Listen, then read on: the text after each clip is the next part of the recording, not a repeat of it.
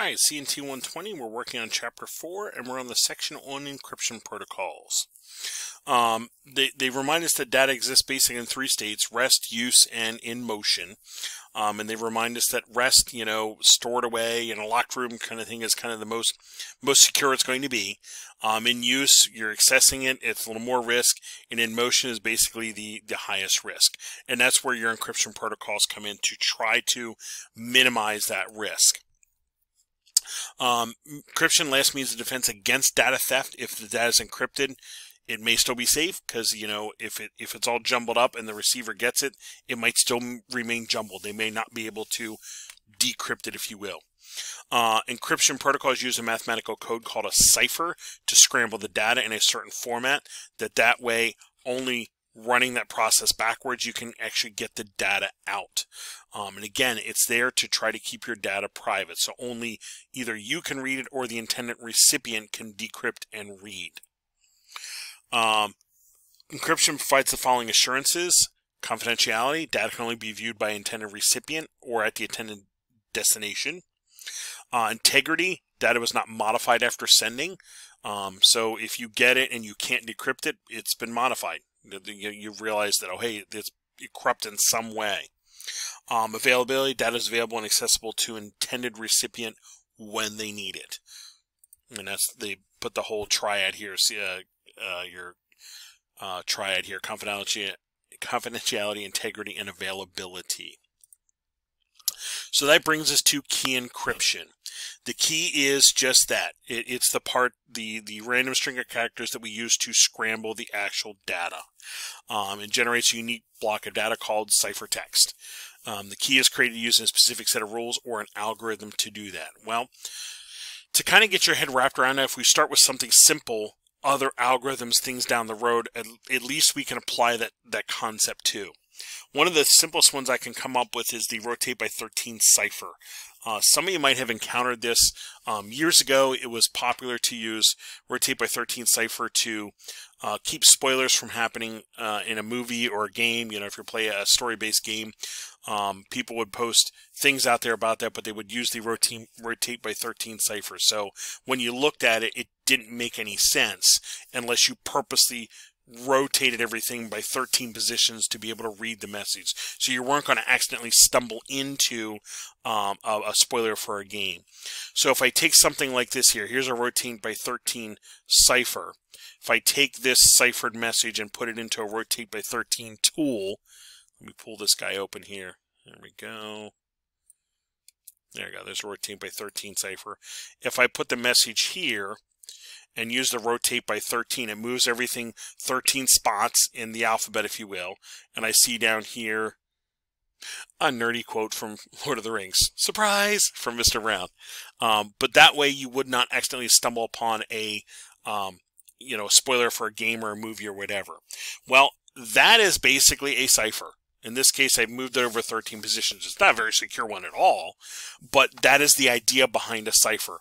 I'm doing something to this in a predictable manner that the other end can reverse and get back to the original data. That's kind of the basis for encryption. If you're looking for some things on the side, Caesar cipher is a shift cipher like we just looked at there, back from Roman times. Okay. The Culper spy ring, if you are a Revolutionary War history person, there was a spy ring created by General Washington that was actually functioning and actually set some rules up, or I should say set some protocols up that are still taught in security programs. Because of the kinds of things they did. They did a lot of substitution ciphers with code books and doing dead drops and signaling where information was and where it could be picked up and when it could be picked up, and using invisible inks and those kind of things.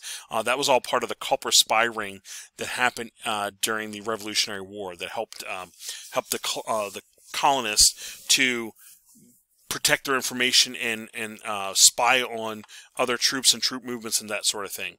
Great side read for history people. I found that very fascinating read. I've read a number of different books about that as kind of a way to see about our history, but also learn a bit about the techniques they used. So we now get into private key and public key encryptions. Private key is a symmetric encryption, meaning the same key gets used to encrypt and then decrypt. Here's some examples of AES, DES, triple DES. The catch on this is once I encrypt, I have to get the key to the receiver so that they can decrypt. And that's the part of this that's not secure, if you will, or the security risk part of this. So I encrypt using maybe that rotate by 13 cipher, but then I need to let the receiver know that's what I did so they can reverse that process. And that would be the part of this where if I make a phone call or an email, that data is out there and could potentially be compromised. You know, thinking like a spy, if you will. Mr. Brown's not saying think like a spy, but you know, if you think like a spy when you're talking encryption, it gets you thinking that way. And that's your symmetric encryption. The same key is used to encrypt as it is to decrypt. Now with public key or asymmetric encryption, one key is used to encrypt and a different key, part of that pair, is used to decrypt. So typically a public key that you can get would be used to encrypt the data, and then when it gets to the recipient, their private key is the one that decrypts. They're the only one that would have that. So that key pair is the method behind this, that key pair. So things like your Diffie-Hellman, RSA, those kind of things are using public key. Here are some protocols that use public key encryption. Some of these start looking familiar, like your TLS and SSH and that sort of thing, are using this public key encryption. And here, typically we'll use the public key. You'll get it from a certificate authority to encrypt, and the receiving end will use the private key to decrypt. That's typically what goes on to do that.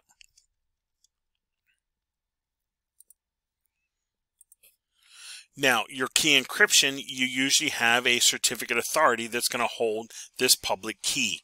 Places like a VeriSign. They will hold that digital certificate that can I could get and actually use to encrypt my data and send to you, and then you would use your private key to decrypt it. I'm mentioning those because a lot of people have seen and or recognize VeriSign. This leads us into TLS SSL. Now, TLS is the modern, kind of like the modern version that's used. SSL has kind of been phased out, but okay, secure socket layer and transport layer security, both are methods of encrypting your TCP/IP transmissions. They work side by side and widely known as SSL/TLS or TLS SSL. A lot of times you'll just see TLS now.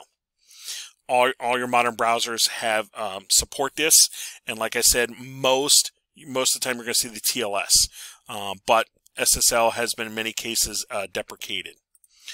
We recognize this through things like web traffic. HTTP uses port 80, HTTPS uses 443. It's using this TLS to encrypt the HTTP traffic, if you will. Okay, and this is created by your handshake process. As we take a look here, when I go to communicate with that web server, there is a certificate exchange where we start, okay, we're going to encrypt this way, okay, and then we encrypt, and everything from here on out is encrypted data as we're moving back and forth. So if I take a look at some HTTPS data, let me pull my capture up from before. Here was the capture I did before that we've used a couple times now. If I come in here and look for TLS, because I had loaded some web pages in there. I think I loaded Major League Soccer and Formula 1 and that sort of thing.